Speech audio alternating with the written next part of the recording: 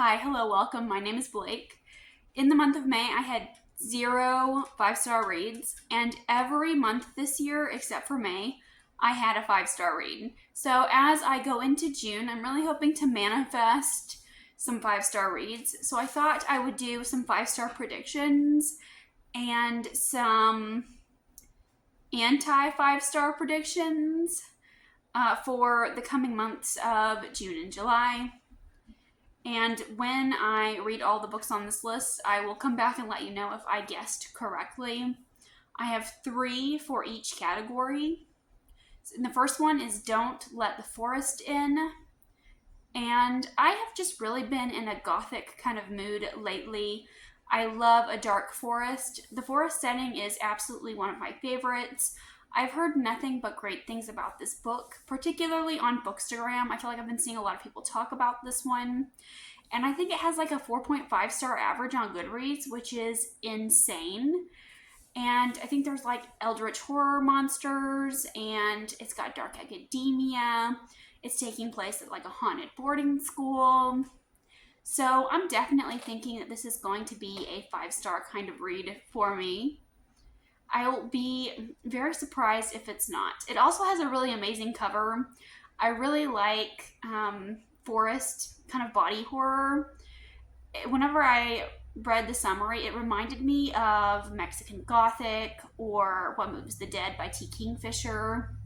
I really love kind of like those dark forest descriptions. My next 5-star prediction may be cheating a little, but that is Howling Dark by Christopher Ruocchio. This is the second book in the Sun Eater saga, and I read the first one, Empire of Silence, a couple of years ago, and I really loved it. I gave it 4.5 stars, and I have a feeling that they're just going to get better and better.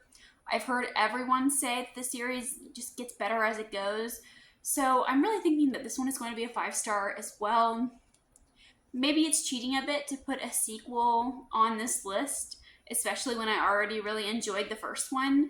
But I feel like the only way we can go from book 1 is up. I feel like the writing is so strong. It was influenced by Star Wars. I love, seeing the author talk about this book. And I really like that we know that he is already, our main character is a morally gray character, and he tells us that on the very first page. So I really want to know how he gets from point A to point B. I want to see how he becomes kind of this villain that everyone says he is. And I'm hoping to see more of that in this book, because in book 1, he didn't seem very morally gray yet. So I'm interested to see that journey as we progress. For my next 5-star prediction, I have The City of Brass by S.A. Chakraborty. I have heard a lot about this series. I know that it's very popular. A lot of people really like it. And I read The Adventures of Amina al-Sarafi, which I believe was also written by this author. And I did enjoy it. It wasn't quite a 5-star read for me. But that was more kind of like a swashbuckling adventure-filled story. And I think this one is going to be more epic, more serious. I've heard that this has a lot of political elements. We have a con woman and a genie, and I feel like I just don't see genie very often in stories. So I'll be interested to see that element here. I feel like I've also been reading a lot of modern fantasy lately, or medieval fantasy, just very stereotypical fantasy. So the fact that this takes place in the Middle East feels like a nice change of pace. And I feel like I've been seeing people kind of revisiting this series lately. I feel like it's gained some popularity. I know that Elliot Brooks reread it recently, and she really enjoyed it.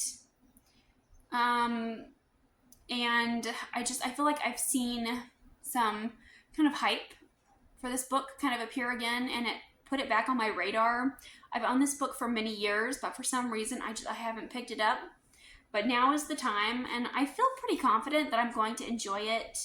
Now, getting into my anti-5-star predictions. These are not books that I think I'm going to hate, but rather I'm not really sure how I'm going to feel about these.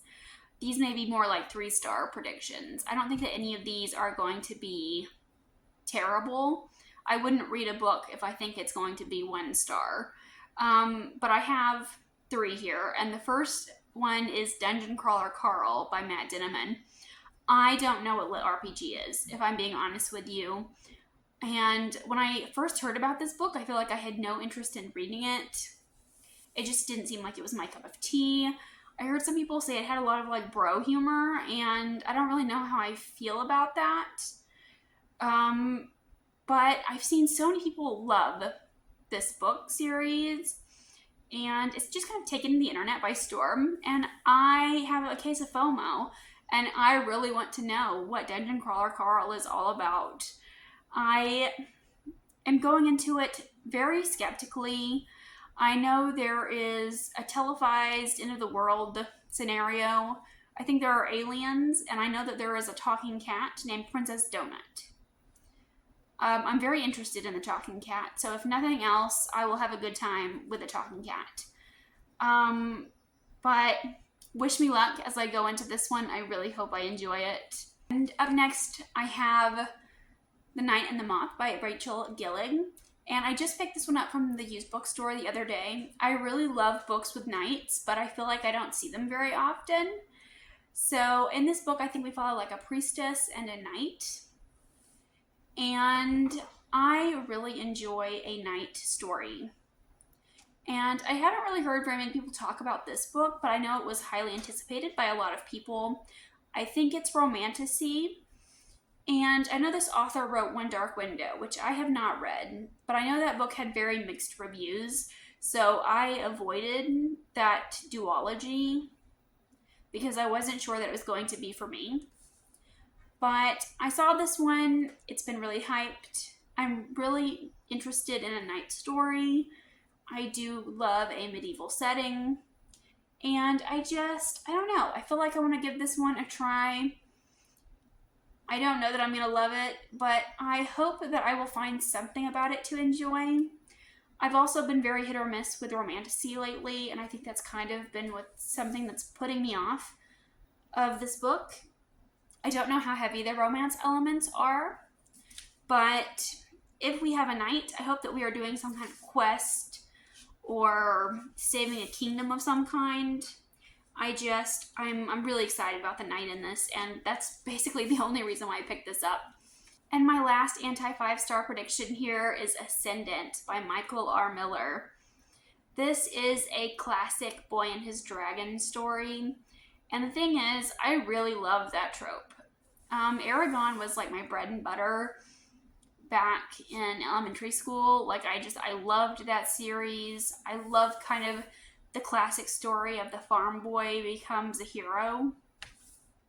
But then over time, I feel like I read so many books that had that similar classic fantasy feel that I no longer like those stories.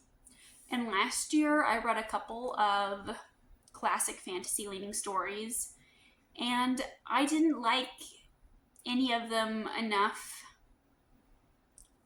to continue. Like, I enjoyed them, but I haven't continued on with them yet, and I don't know if I'm going to.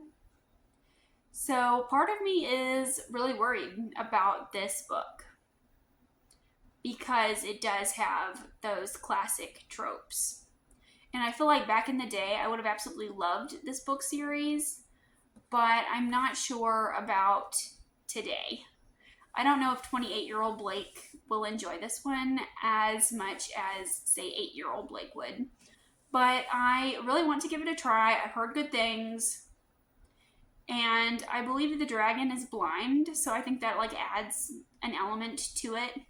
I have a dog that's blind, and so I feel like that part will really like tug on my heartstrings a bit. So I do at least want to give this one a good try. I bought it on Kindle, so I've had it for a couple of years now, and I think it's time to give it a go. Those are my 5-star and anti-5-star predictions. Let me know if you've read any of these. Let me know what you thought of them, because I would love to know. Thank you for watching, and I'll see you again with another video soon. Bye.